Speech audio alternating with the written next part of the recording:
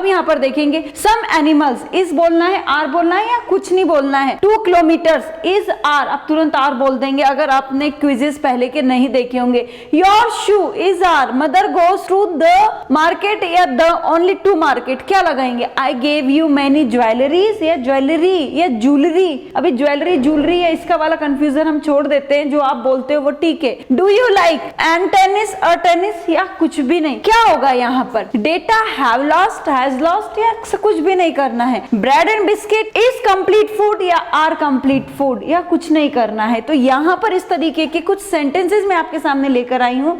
और guys what is criteria या what are criteria, you go to the school या you go to school, क्या होगा मालूम है क्या, नहीं मालूम तो यहाँ पर भी मैं आपको बताने वाली हूँ। लेकिन उससे पहले मैं यही बोलूंगी कि पहले के जो 5 क्विज जो मैंने आपके सामने लिए हैं उनमें कब क्यों कैसे करके आपके सामने शॉर्ट आउट किया, आप उनको पहले देख लीजिए। चलिए हम लेते हैं फर्स्ट नंबर का जो सेंटेंस है उसमें क्या आएगा। और मैं आपको फिर से बता दूं ये क्विज नंबर 6 है। और अगर आपको कोई सेंटेंस आते भी है ना, उनके ऑप्शंस मालूम है, वीडियो को पॉज कीजिए, लिखिए, फिर वीडियो को स्टार्ट करके फिर से आप उसको चेक कर सकते हैं। सम एनिमल्स फेथफुल, अब आप मुझे बताइए some animals is faithful are faithful, ये जहाँ पे ये मैं ये बनाती हूँ ना एक्सिस का मतलब होता है कुछ नहीं लगाना है। ऑब्वियसली यहाँ पर आप आर का यूज करेंगे, ऐसा क्यों। एनिमल सिंगुलर फॉर्म होता है, एनिमल का जो प्लूरल फॉर्म होता है या बहुवचन होता है वो होता है एनिमल्स। तो यहाँ पर हमने एनिमल्स लिखा, एसेस लगाया हुआ है, इसलिए आप यहाँ पर इसका बहुवचनीय जो मेन हेल्पिंग वर्ब है या जिसको हम सहायक क्रिया बोलते हैं वो आप यहाँ पर यूज करेंगे। चलिए एक क्वेश्चन और आप मुझे बताइए कि किस टेंस का सेंटेंस है। सम एनिमल्स इज फेथफुल नहीं होगा, सम एनिमल्स आर फेथफुल होगा। लेकिन मुझे कमेंट में जरूर बताइए ये किस टेंस का सेंटेंस है। 2 किलोमीटर्स अ लॉन्ग डिस्टेंस, तुरंत आप क्या करेंगे, आर कर देंगे, करेक्ट ना, क्योंकि एनिमल्स के लिए आर किया तो किलोमीटर्स के लिए भी आर करेंगे। लेकिन यहाँ पर आपको इज लगाना होगा। मैम ऐसा क्यों, यहाँ पर आर और यहाँ पर इज, ऐसा क्यों। तो देखिए गाइस ये है हमारा कॉमन नाउन, कॉमन नाउन का प्लूरल होता है, बट यहाँ पर 2 किलोमीटर से एक दूरी को दिखा रहा है, ये कोई कॉमन नाउन की तरह नहीं आ रहा है। ये यहाँ पर क्या दिखा रहा है, डिस्टेंस शो कर रहा है, इसीलिए यहाँ पर हमने बोला 2 किलोमीटर्स। तो यहाँ पर ये सिंगुलर की तरह ही ट्रीट होगा, ना कि प्लूरल की तरह ट्रीट होगा, तो इसलिए हमने यहाँ पर इज का यूज किया है। नेक्स्ट सेंटेंस है your shoe is new are new या कुछ भी नहीं।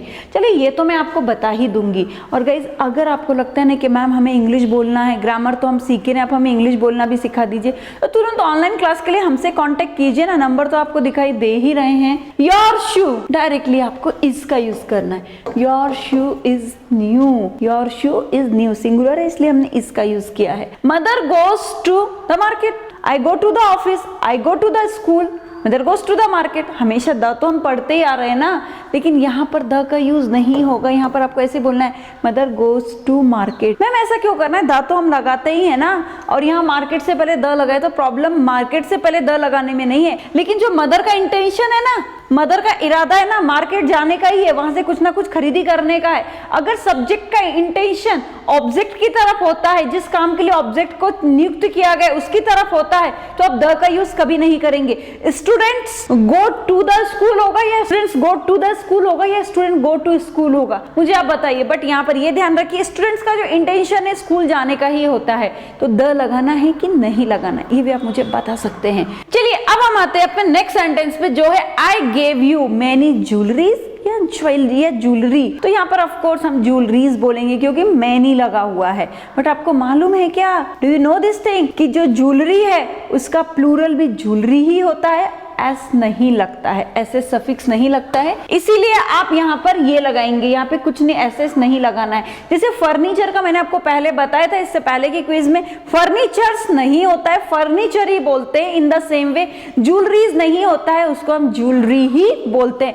कुछ ऐसे कॉमन नाउन्स होते हैं जिसको ऐसे सफिक्स नहीं लगाते, उसमें से ये भी एक है, इसको भी थोड़ा सा पकड़ के ध्यान रख लीजिए। आगे बढ़ते हैं, डू यू लाइक टेनिस। चलिए ये तो मैं आपको बता ही दूंगी, अ लगाना है, एन लगाना है, क्या कुछ नहीं नहीं लगाना है। बट गाइस कभी आपने सोचा है ग्रामर को बहुत हार्ड समझा जाता है, उसको ऐसा लगता है कि ग्रामर हम छोड़ देते हैं, बहुत हार्ड टॉपिक है, लेकिन हम आपके लिए बहुत ही सिंप्लीफाइड ग्रामर्स का जो सॉल्यूशन है वो लेकर आए हैं। अगर किसी भी कॉम्पिटिटिव एग्जाम में, स्कूल्स के एग्जाम में आपको 100% सफलता चाहिए या सक्सेस चाहिए, तो आप हमारा जो कोर्स है A to Z grammar with writing skill का, वहां पर जाकर आप देख सकते हैं। मोर देन 200 हमने टॉपिक्स आपके सामने लिए हैं, 200 वीडियोस आपके सामने हैं, उनको शॉर्ट आउट कैसे करना है, प्रॉब्लम्स क्या होती है, ये सभी चीजें हमने अपने कोर्स में बताई हैं। नेक्स्ट सेंटेंस है do you like a tennis and tennis, या कुछ भी नहीं। तो गाइज यहाँ पर मैं आपको बताना चाहूंगी कि आर्टिकल्स जो होते हैं, जो AND होते हैं, वो किसी भी गेम्स के नाम के पहले कभी नहीं लगाए जाते। तो आपको डायरेक्टली बोलना है डू यू लाइक टेनिस, इसमें से कुछ भी नहीं आएगा।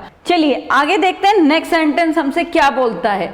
डेटा या data, has lost, have lost, या कुछ नहीं। तो डायरेक्टली आप क्या करेंगे, हैज लगा देंगे। क्यों? क्योंकि डेटा तो सिंगुलर लगता है ना, लेकिन ये है प्लूरल, डेटा प्लूरल है। इसका जो सिंगुलर फॉर्म होता है ना, आपको मालूम होगा कि नहीं, आई डोंट नो, लेकिन इसका सिंगुलर फॉर्म होता है डेटम। डेटम क्या है? सिंगुलर फॉर्म है, और इसका प्लूरल फॉर्म होता है डेटा, इसलिए आप यहाँ पर हैव का यूज करेंगे। अब मुझे सच बताइए, कितने लोगों को मालूम था कि डेटा का सिंगुलर फॉर्म डेटम होता है, और आपने अभी तक डेटा के साथ में हैज लगाया होगा? प्लीज ये भी मुझे बताइए। नेक्स्ट देखते हैं, bread and biscuit complete food are complete. अब बहुत सारे लोग बोलेंगे मैम इससे पहले एक ब्रेड एंड बटर का आपने लिया था, वहां पर इज लगाया था। तो गाइस देखिए, जो उसकी भावना है ना, ब्रेड के साथ में बटर का ही यूज होता है, तो दोनों का मतलब एक ही होता है ना, ब्रेड के बिना बटर नहीं, बटर के बिना ब्रेड नहीं।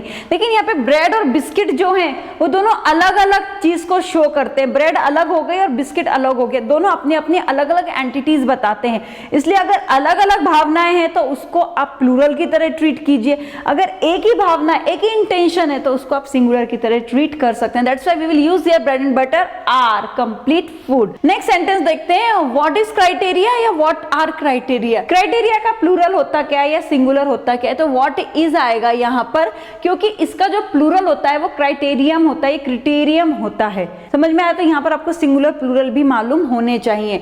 यू गो टू स्कूल या you go to the school. अभी यू यहाँ पर एक स्टूडेंट की तरह हो सकता है, पेरेंट्स तो नहीं होगा। तो यहाँ पर आप मुझे बताइए द लगाएंगे कि नहीं लगाएंगे। इससे पहले भी मैंने आपको ये वाला क्वेश्चन का आंसर दिया था। So guys, this one sentence let me know in the comment. Thank you very much.